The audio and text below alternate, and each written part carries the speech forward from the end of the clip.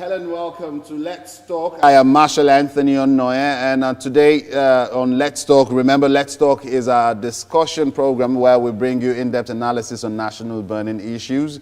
And on today's edition of Let's Talk, we'll be looking at a topic that has been on the front banners for a while. Now, experts have suggested that though Nigeria's Marriage Act does not lay down any mandatory age for marriage, this vacuum is a serious omission which requires immediate remedial action. The African Charter on the Rights and Welfare of the Child, 1990, has, however, stated that child marriage and the betrothal of girls and boys shall be prohibited, and effective actions, including legislation, shall be taken to specify the minimum age of marriage to be 18 years.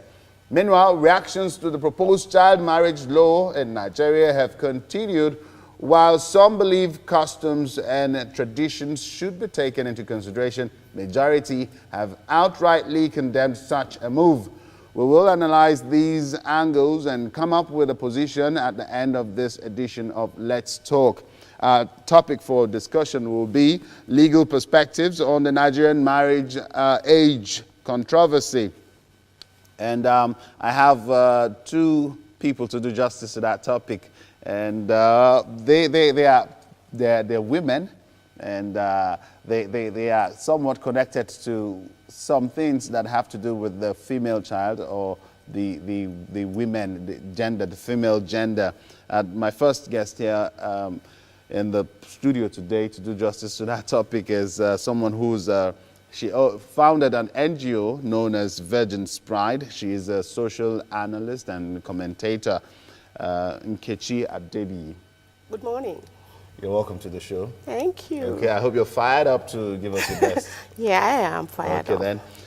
We also have someone else in the studio to discuss that topic with us. She's a legal practitioner and arbitrator, and she's also a member of the African Women Lawyers Association, and basically a legal practitioner.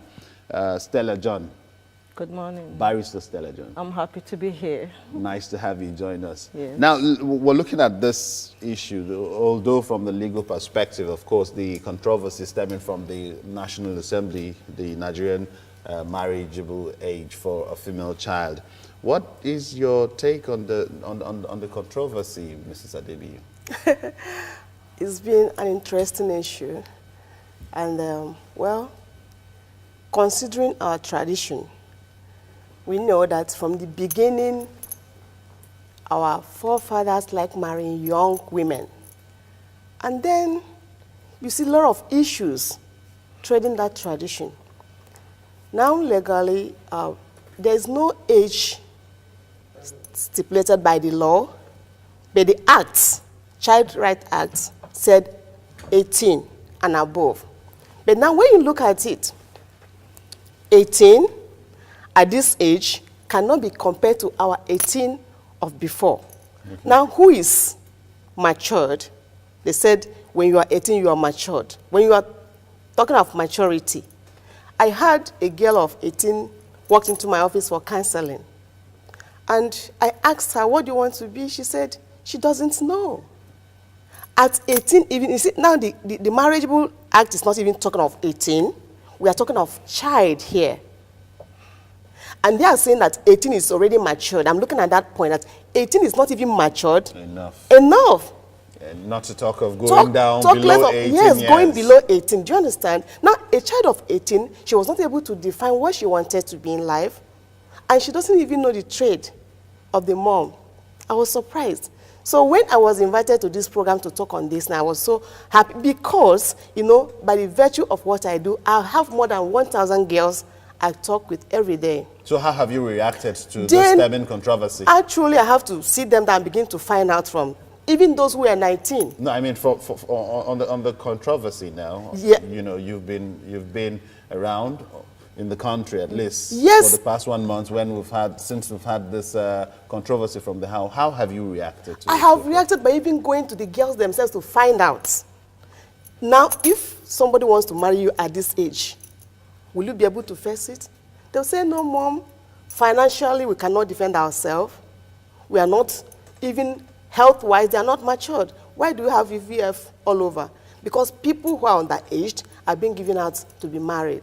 A lot of issues I've been able to speak with some women who say it is just out of place. That a child, imagine your child of 16 being given out to a man to have as a wife, it is uncalled for. So you're saying African custom and tradition would frown against it, even though we have a tradition that permits us to even betroth our children, female children, boys and girls, at a very tender age. Are you saying that even the custom and tradition would frown against that? Even those who, making it a law. Those who practice it before, they can confess to you that they are not happy about it because so many things, their futures were thwarted.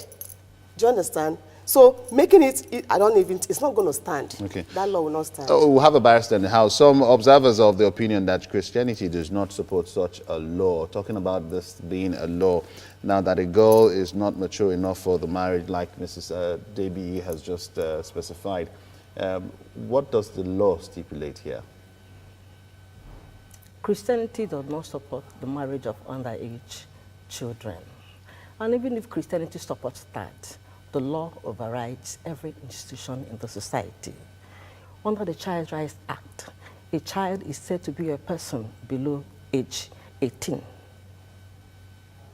And a person below age 18 cannot be said to be mature because marriage is for mature people.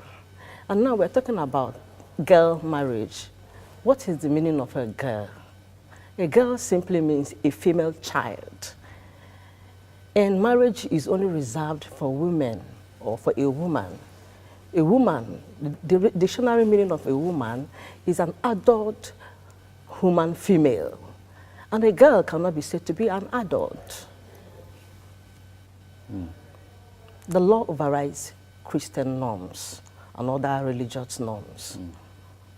Okay, now Now, Marsha, I want to the law does not say something support concerning that. underage marriage, whether municipal law or international conventions. What do you have to say? Now, Christianity will not support it because even God himself, you know, when God made Adam, if I have your permission to say this. Go ahead.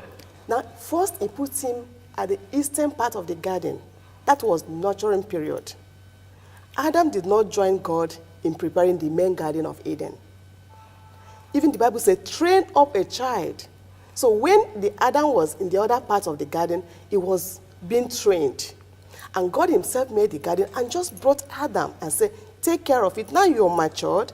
You can represent me here. You can tend to the plants. You are matured enough to do this. At the time he was at the other part of the garden, he was not matured. And God did not ask him to come over. Then it was only when God discovered that Adam is matured to handle the garden, he brought him in and said, take care of it. And then he looked and said, wait a minute, I think you need somebody. Now look at it that the bone from Adam that God used to make Eve made them age mates.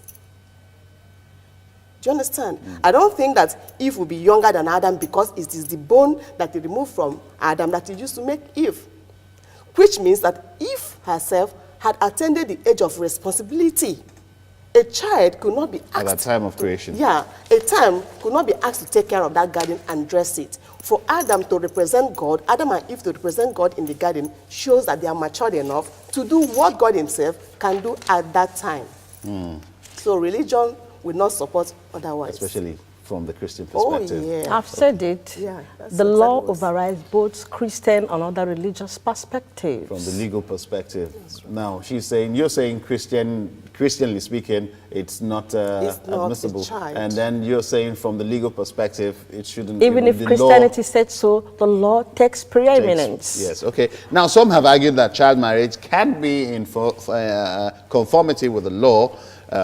Speaking about the religion versus the law, they say child marriage cannot be in conformity with the law because the law says anybody that reaches 18 years of age is mature and therefore can vote. 18 can vote. So it means any girl not yet 18 is not an adult. What's your stand on this legal point of view?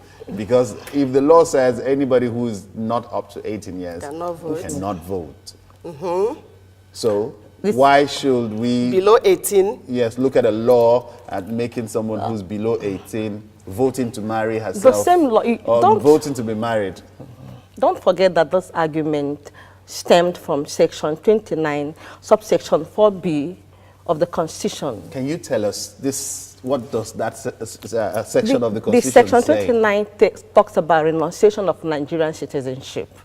And any Nigerian who wants to renounce Nigerian citizenship must be a person of full age. That is Section 29, subsection 1. Then subsection 4 of the same section says that any person that is 18 years and above is said to be of full age.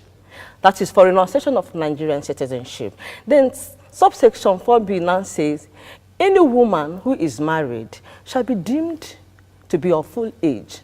And as far as I'm concerned, that any woman who is married, already married, who is already married, shall be deemed to be of full age.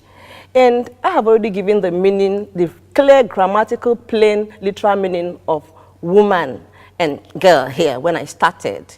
It says any woman, and I already had said that a woman is an adult female human being. So that law still refers to a woman of full age. It's as good as saying any adult female human being who is married shall be deemed to be of full age. And as far as I'm concerned, by virtue of the cardinal rule of interpretation, it is tautology, because it's saying one and the same thing.